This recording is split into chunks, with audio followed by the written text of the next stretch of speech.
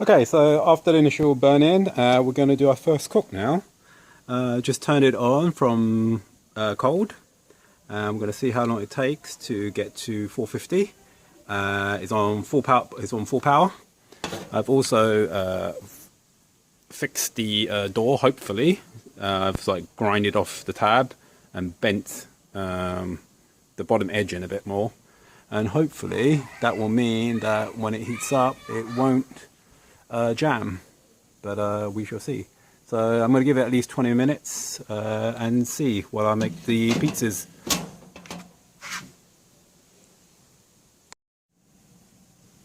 Okay, it's just gone 22 minutes. The temperature on the gauge is about 420-ish.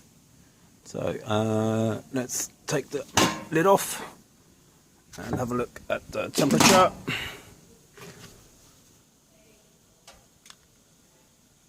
Okay, it's about 370 at the front, and it's getting up to 435 in the back. So I say 25 minutes should be pretty much ready for cooking. Let's put the lid back on.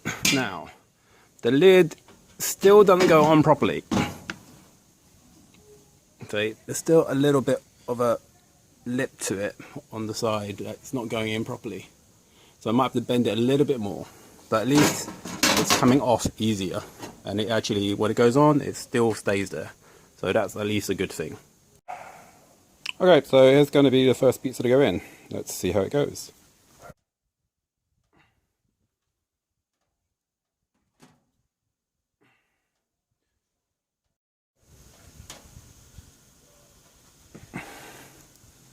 Well, it looks like it's going pretty good so far.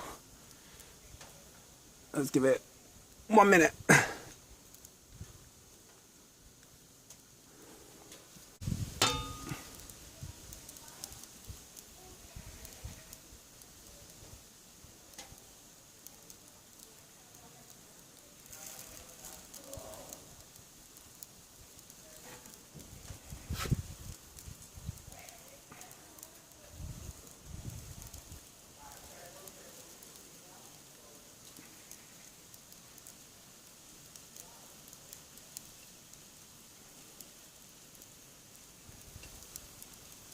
Okay, so that's about a minute. Let's pull it.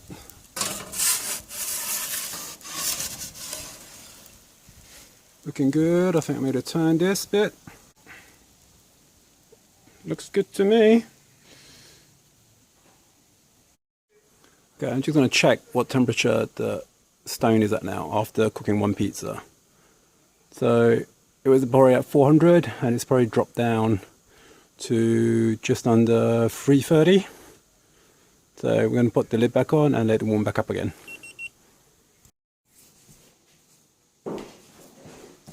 Okay, so this was the first pizza out. Let's have a look underneath. Looking pretty good. Oh, a bit falling through. Probably made it too thin.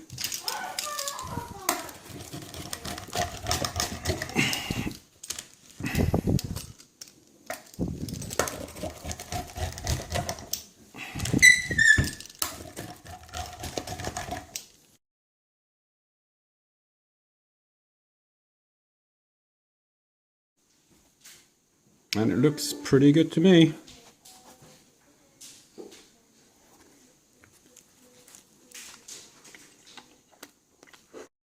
Okay, one other thing. I was just looking, just disassembling it. I was about to put it back in its case. And I was just looking through one of the gaps. And there's actually is insulation foam in between the metal sheets. So in here is some white insulation foam. So the outer casing does have insulation foam, but there's nothing insulating underneath, I guess. Yeah, so that's something that I didn't see earlier, but is a pleasant surprise, I guess. Although it doesn't really do that good a job, but it's better than out. Okay, so that was the initial cook on this thing. And it cooked pretty well. The pizzas were good. They were crispy. We held temperature. It regained heat very quickly. Only problem is that door. That door is a massive problem because without a Dremel tool, without some modification, the moment it hits temperature, the door seals itself. And it jams tight so much that it's not possible to get it out. In fact, someone's already commented below from Spain that they actually returned it the same day because of that issue. And I checked Koenig, and they're not actually a manufacturer. They're a reseller. They locate products, put their badge on it, and sell it. That in itself isn't a problem if the products are good. This, unfortunately, I can't recommend. It's a really good price. It cooks really well, and it looks really nice too. But with that door, it just isn't going to work. In fact, I would say to Koenig that, or anyone else that actually has this similar product, that you're not going to make any money out of this, because at $399, they're blatantly going to send it back straight away. At $330, it's the same. At $279, I will actually keep this because I have modified the door and have got it to work. But the quality of that door is just such a showstopper. You know, why should any customer actually have to modify anything to get it to work? And another thing I've noticed is that it's not actually flush. I've checked the feet. The feet are all uniform, and this table is flush as well. And the only reason that's wobbly is because the casing has a slight warp to it. And while I was cooking, you can't see it now because that seems like flat completely. But earlier when I was cooking, this was wobbling a lot here. And it's because while it's heated up, the expansion has caused the floor of the oven to warp a bit. And I think that's also one of the reasons why the front door jammed so much. But even without that warping, the door dimension is incorrect because it just expands so much. Like when we got to, I think it was like 200 degrees, the door was already jammed. I filed off the tab, I bent the lower section in, and it was fine. Then it hit 400 and it got jammed again. And at that point, it was just so jammed, I had to use like that spatula to lever the thing out. Now I've got the door, I Dremel to grind down the tabs even further, bent the lower edge even more, and now it works for me, okay? But even then, the cover doesn't actually sit flush to here.